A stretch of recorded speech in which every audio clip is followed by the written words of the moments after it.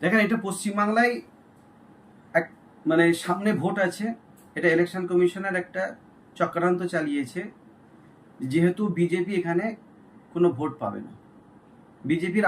বিজেপির এখানে ভিত সেরকম মজবুত নেই, ওই জন্য ইলেকশন কমিশনার কে বিজেপি ব্যবহার করতে চাইছে, ব্যবহার করে কাজটা করতে চাইছে।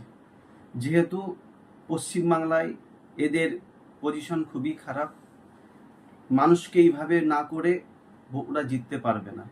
তো অতএব বাংলার মানুষ ওদেরকে দূরে সরিয়ে দিয়েছে, বাংলার মানুষ ওদের পাশে নাই, বাংলার মানুষ ওদেরকে ঘৃণা করে।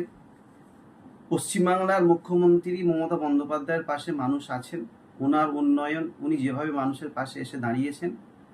অতএব ভোট কমিশনার বিজেপির চক্রান্ত, বিজেপির কথা মতো এখানে কাজ করতে পারবে না। যেহেতু ইলেকশন কমিশনার সে হচ্ছে বিজেপির এখন দালাল হয়ে গেছে, পাক্কা দালাল, সে তার মতো চালাতে চায়।